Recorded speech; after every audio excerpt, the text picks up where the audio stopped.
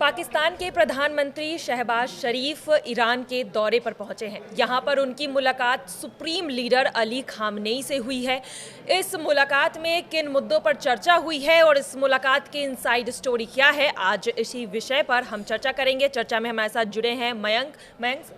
सबसे पहले तो यही सवाल है कि पाकिस्तान के पीएम और खामनेई के बीच में जो मुलाकात हुई है उसके पीछे की वजह क्या है और इस मुलाकात में क्या क्या बातचीत हुई है। देखिए, शहबाज शरीफ जो है वो तुर्की, ईरान, तजाकिस्तान और अज़रबैजान के दौरे पर हैं और वो इसी के तहत ईरान पहुंचे थे, जहां उनकी मुलाकात हम सीधा इसमें मुद्दे पे आना चाहेंगे। इस मुद्दे पे देखिए, उनकी मुलाकात अली खामेनी जो सुप्रीम लीडर हैं उनसे हुई।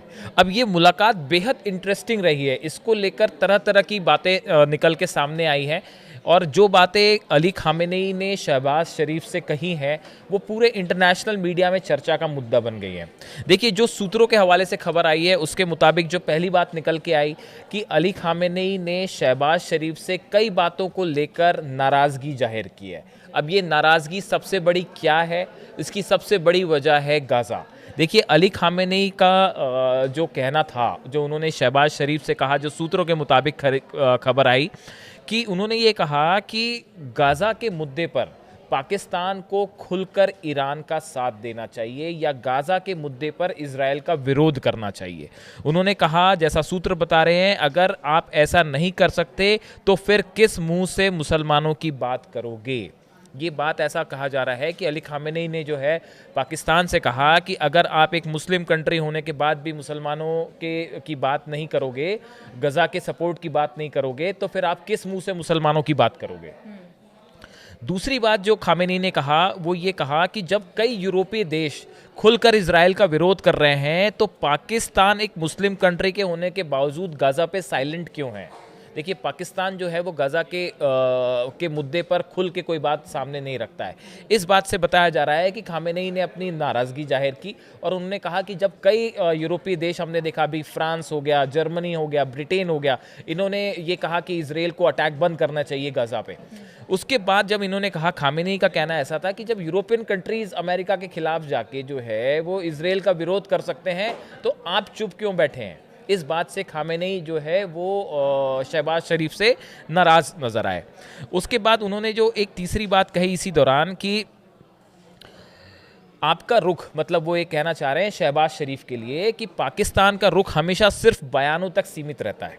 वो सिर्फ जो है बयान, और वो भी बहुत कम बयान जो आते हैं वो फ़िलिस्तीन के बारे में या गज़ा के बारे में यदा कदा ही कोई बयान आते हैं और उसके बाद बात ख़त्म हो जाती है। तो आपको खुलकर गज़ा और फ़िलिस्तीन के साथ आना चाहिए। ऐसा खामेनी का जो तीसरी बड़ी बात उन्होंने कही वो ये कही कि सिर्फ बयानबाजी से कुछ नहीं होगा। पाकिस्तान सिर्फ बयान देता है, बड़े बड़े ग्राउंड पे कुछ नहीं करता है फ़िलिस्तीनों के लिए, गज़ा के लिए। ये जो तीसरी बड़ी बात कही खामेनी ने इसी दौरान कहा कि देखिए, गज़ा में जो है वो छोटे छोटे बच्चे मारे जा रहे हैं। ये खामेनी ने बताया जाता है कि इस चर्चा में ये बात सामने आई कि छोटे छोटे मासूम बच्चे जो इजराइल के हमले में मारे जा रहे हैं, इसको कतई बर्दाश्त नहीं किया जा सकता और अब आपको ये तय करना है कि आप किसके साथ खड़े हैं।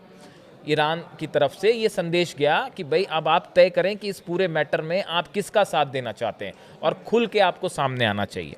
चौथी बात उन्होंने ये कही कि कई ऐसे मुस्लिम देश हैं जो इजराइल और अमेरिका की वजह से बोल नहीं पाते हैं। ऐसा खामेनी ने कहा कि कई ऐसे देश हैं जो अमेरिका के दबाव की वजह से या इजराइल के दबाव या उनका साथ देने की वजह से फ़िलिस्तीन के मुद्दे पर खुल के अपनी बात नहीं रख पाते हैं।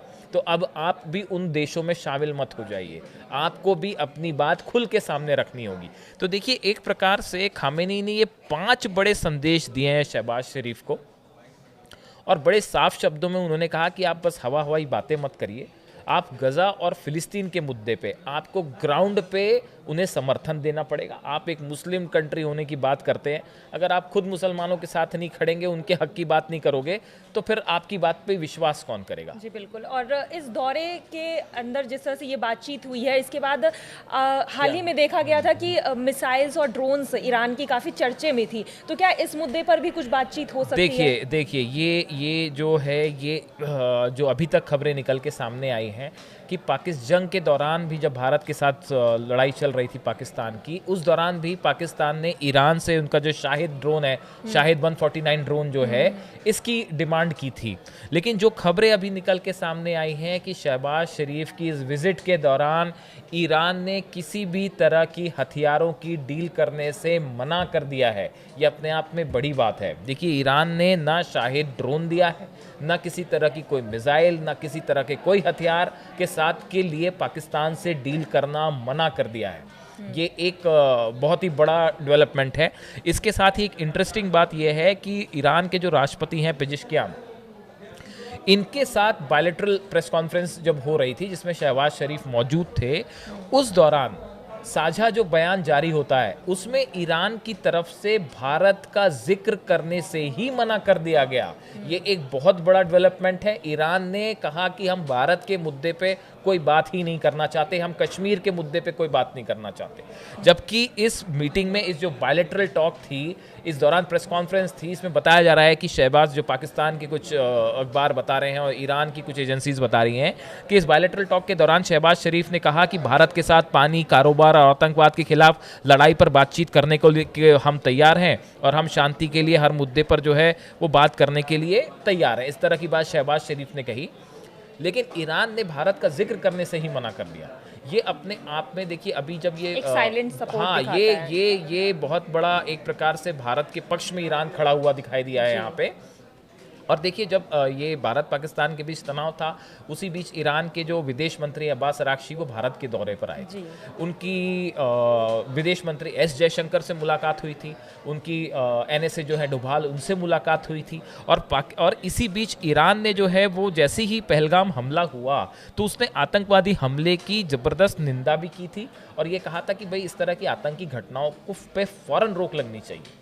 तो देखिए, ईरान का रुख इस पूरे मैटर में, और जिस तरह से खामेनेई और शहबाज शरीफ की मुलाकात हुई है, उसके बाद जो रुख ईरान का रहा है, ये एक प्रकार से पाकिस्तान को ईरान की तरफ से बड़ी नसीहत दी गई है। और खामेनेई जो सुप्रीम लीडर हैं, उनकी तरफ से गजा को लेकर बड़ा सख्त संदेश दिया गया शहबाज शरीफ को और पाकिस्तान को। अब देखिए, इसके पीछे का एक छोटा सा बैकग्राउंड ये भी है कि ऐसा कहा जाता है कि जो अली खामेनेई हैं, जो सुप्रीम लीडर हैं ईरान के, वो ये चाहते हैं कि आर्थिक दृष्टि से ईरान तेजी से मजबूत हो। हाल ही में एस जयशंकर जो हैं, उनकी बात भी हुई ईरान के विदेश मंत्री से, बताया जा रहा है। तो उसमें भी जो है इस तरह की बात थी कि जो चाबहार पोर्ट है उसको तेजी से डेवलप किया जाए और ईरान चाहता है कि भारत के सहयोग से तेजी से आर्थिक विकास भी किया जाए। अमेरिका को जवाब देने के लिए जो टैरिफ वॉर चल रहा है, इसके बीच में ईरान की इकॉनमी को मजबूत करने के लिए शायद ईरान इस बात को अच्छे से समझता है कि पाकिस्तान के साथ जाने से कोई विशेष लाभ नहीं मिलेगा, लेकिन अगर इकोनॉमिक डेवलपमेंट करना है, विकास करना है, ट्रेड के मामले में डील करना है अमेरिका के साथ या अमेरिका या दूसरे देशों के साथ जो रिस्ट्रिक्शंस लगे हुए हैं, उसके बाद अगर कोई ईरान का बड़ा तेल का खरीदार हो सकता है तो वो भारत हो सकता है। तो ईरान इस बात को अच्छे से समझता है कि जहाँ डेवलपमेंट की बात आएगी वहाँ भारत के साथ जाने में ज़्यादा फायदा है। और ईरान एक ऐसा देश है जो अपने हित की बात बिल्कुल मजबूती के साथ सामने रखता है। जिस तरह की विदेश नीति ईरान की रही है, बड़ी बेहतरीन रही है और इस मुलाकात के बाद एक बार फिर ऐसा लगता है कि भारत के साथ ईरान के संबंध मजबूत हुए हैं। जी बिल्कुल। और यहाँ पर ईरान ने एक चीज़ तो क्लियर कर दिया है कि पाकिस्तान को अब क्लियर स्टैंड लेना पड़ेगा। फिलहाल इस खबर पर हमारी नज़र बनी हुई है। बाकी की तमाम खबरों के लिए जुड़े रहिए न्यूज़ 18 उत्तर प्रदेश उत्तराखंड के डिजिटल प्लेटफॉर्म के साथ। धन्यवाद।